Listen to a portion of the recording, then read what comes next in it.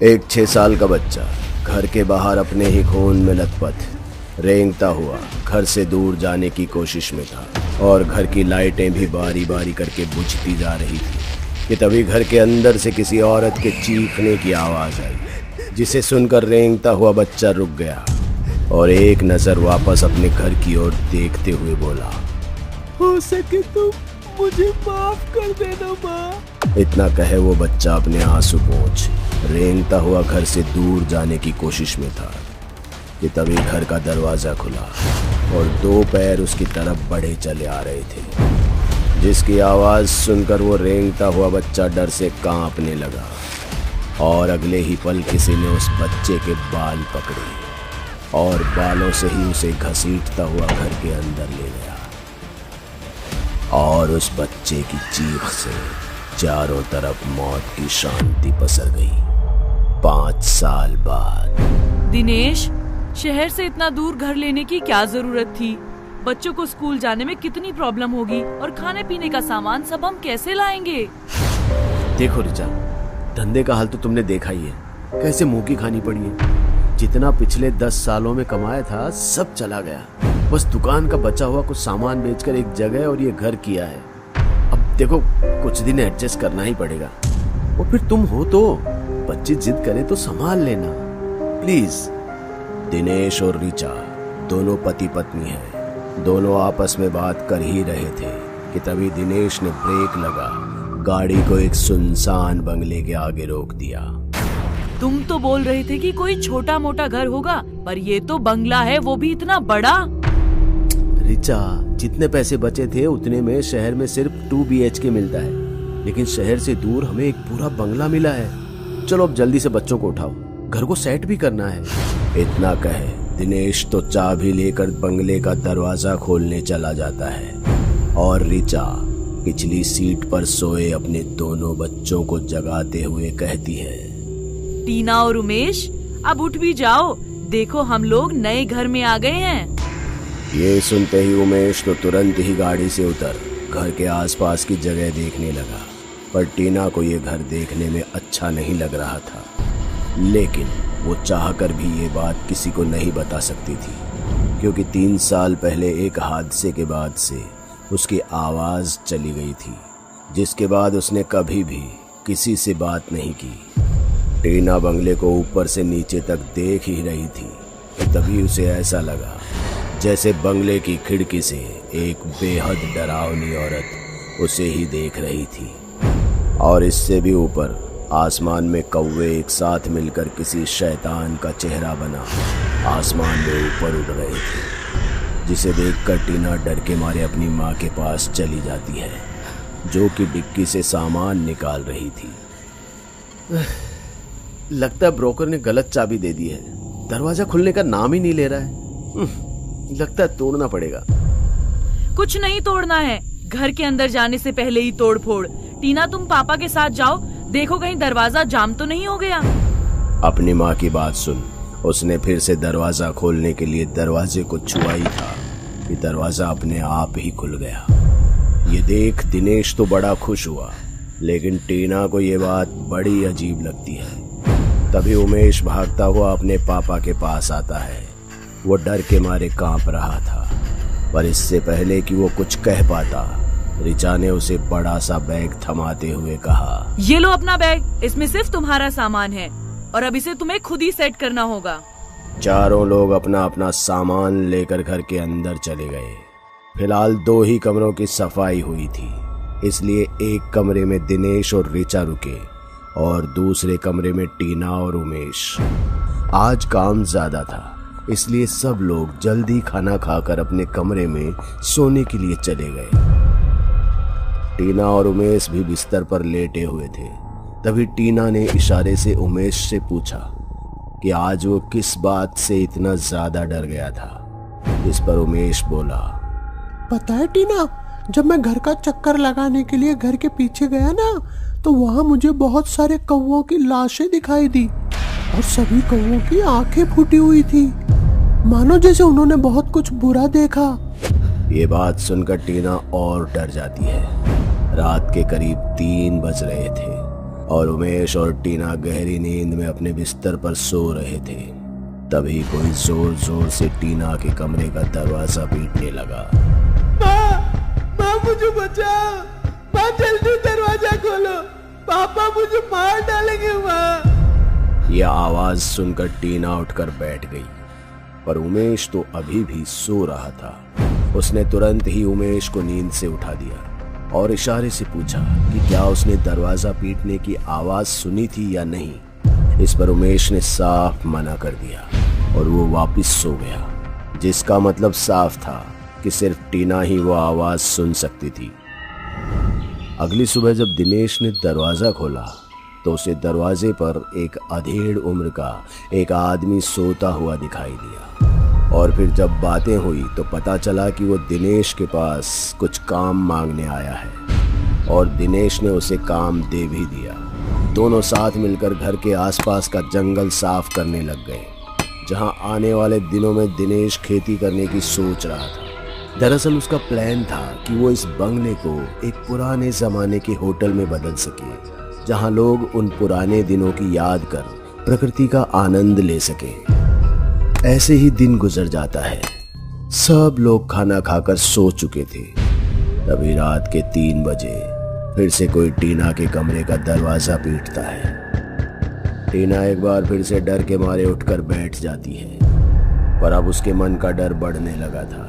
उसे लगा कि कहीं उसके माँ पापा किसी मुसीबत में तो नहीं है, इसलिए वो दरवाजा खोलने को चल देती है। लेकिन अभी उसने दरवाजे को छुआ ही था कि आवाज अपने आप शांत हो गई और अगले ही पल टीना ने दरवाजा खोल दिया। उसने कमरे से बाहर देखा तो उसे एक बच्चा दूर अंधेरे में भागता दिखाई दिया, जिसके पीछे पीछे टीना भी चल दी। वो बच्चा भागता हुआ घर के बेसमेंट में जा रहा था और बच्चे के पीछे जब टीना भी बेसमेंट में पहुंची तो उसे चारों तरफ कौवों की लाशें मिली और उन सब की आंखें फूटी हुई थी। ये सब देख टीना के भी होश उड़ गए। उसे अब डर लगने लगा था। वो यहाँ से बाहर जाने को हुई ही थी कि अगले ही पल बेसमेंट का दरवाजा अपने आप बंद हो गया और कौवों की लाशें अपने आप बढ़ने लगी, जो रेंगते हुए टीना की तरफ चली आ रही थी। टीना डर के मारे चिल्ला रही थी और चिल्ला चिल्ला कर अपने परिवार के लोगों को मदद के लिए बुला रही थी, मगर उसके गले से आवाज नहीं निकल रही थी और धीरे धीरे कौवों की लाशों का ढेर इतना बढ़ गया कि टीना उसमें समा गई। वो कौवों की लाशों के नीचे पूरी तरह से दब चुकी थी। अगली सुबह उमेश ने टीना के नाम पर पूरा घर सर पर उठा रखा था। सारे घर में टीना की खोजबीन चल रही थी। सभी लोग परेशान थे। तभी टीना बेसमेंट से निकलकर सबके सामने आ गई। उसका बदन जगह जगह से छिला हुआ था। उसकी आंखें पूरी तरह से लाल थी, मानो जैसे अभी उनसे खून गिरने लगेगा।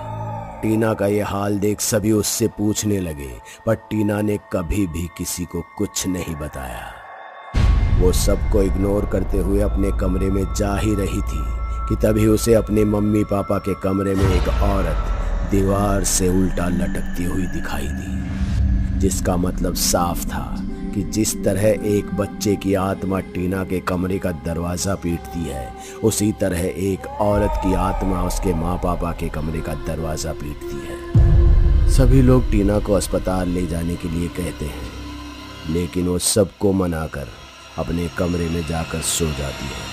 पर माँ पापा नहीं मानते और टीना के लिए कुछ दवाइयाँ लेने शहर चले जाते हैं। अच्छा मुझे तो बता दे, आगे तू बेसमेंट में क्या करने गई थी? कसम से मैं किसी को कुछ नहीं बताऊंगा। उमेश के पूछने पर भी टीना कुछ नहीं कहती।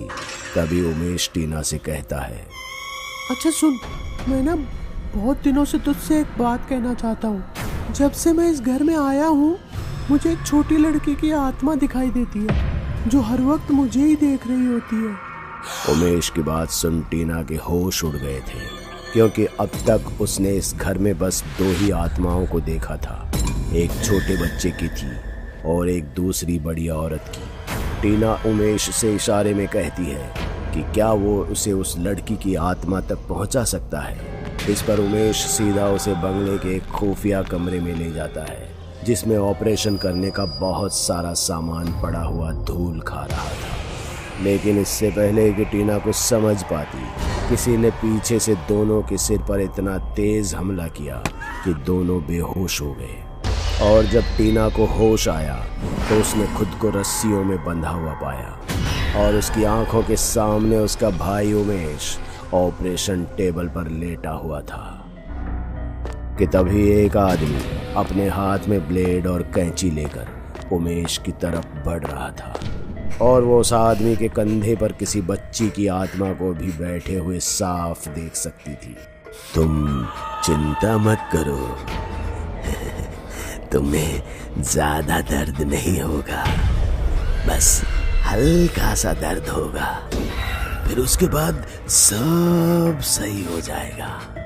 इतना कहकर वो आदमी उमेश के चेहरे पर कट लगाने ही वाला होता है कि तभी टीना और उमेश के माँ पापा उस कमरे में आ जाते हैं और उस आदमी पर बंदूक तानते हुए कहते हैं, दिलावर वहीं रुक, अगर मेरे बेटे को छुआ भी ना तो गोली मार दूंगा।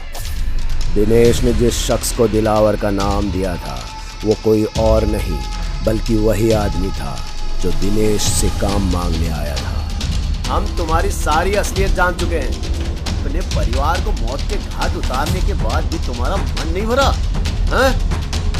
दिलावर ने जब दिनेश की बात सुनी तो वो उमेश को छोड़ दिनेश पर हमला करने को चल दिया और खुद को बचाने के लिए दिनेश ने दिलावर के कंधे पर गोली मारी। दरअसल दिनेश और उसकी पत्नी रिचा जब टीना की दवाइयां लेने शहर गए थे तब उन्हें दवाई के स्टोर में दिलावर की फोटो टंगी दिखाई दी। वो एक साइको था जो कौवों का ऑपरेशन करता था, उनकी आंखें निकाल कर इकट्ठा करता था और यही आदत उसकी बेटी में भी थी। इसलिए दोनों बाप बेटी कौवों को पकड़कर दिन भर उन्हें चीरते रहते थे। और जब उसकी पत्नी और बेटे को इस बात के बारे में पता चला तो वो घर छोड़कर जाने को तैयार हो गए और फिर गुस्से में दिलावर और उसकी पागल बेटी ने अपनी माँ और बेटे का ही ऑपरेशन कर उसे जान से मार दिया। इसलिए टीना को शुरू में बेटे और माँ की ही आत्मा दिखती है क्योंकि वो ही इन्हें घर से जाने के लिए कह रहे होते हैं। दिलावर के गोली लगते ही कमरे में चीजें उड़ने लगी और टीना ये साफ देख सकती थी कि दिलावर के कंधे पर बैठी वो लड़की गुस्से में आ चुकी है और वो ही अपनी शक्तियों से चीज़ों को दिनेश और रिया पर फेंक रही थी। तभी टीना को दिखा कि एक चाकू हवा में सीधा उसकी माँ की गर्दन को आर पार करने के लिए हवा में है और अगर उसने जल्द ही कुछ नहीं किया तो उसकी माँ की जान जा सकती है। वो अपनी पूरी जान से माँ को पुकारने के लिए आवाज़ें लगा रही थी मगर उसके गले से शब्द ही नहीं फूट रहे थे। तभी टीना की आवाज से सब कुछ शांत हो गया। माँ बचिए। ये शब्द टीना के थे जिसे सुन उसकी माँ उसकी तरफ बढ़ी ही थी कि तभी वो चाकू रिचा की गर्दन को खरोंचता हुआ गुजर गया और अगले ही पल दिनेश ने रिवॉल्वर का सारा लोहा दिलावर की छाती में भर दिया और दिलावर के मरते ही सब कुछ शांत हो गया। सारा परिवार सही सलामत मौत के मुंह से वापस आ गया था। दोस्तों, अगर आपको हमारी कहानी अच्छी लगी हो तो लाइक, कमेंट और शेयर जरूर करें। साथ ही रेगुलर अपडेट के लिए चैनल को सब्सक्राइब करें और अगर आपके पास भी कोई डर से भरी दमदार कहानी है तो भेजिए हमारे मेल एड्रेस पर अभी।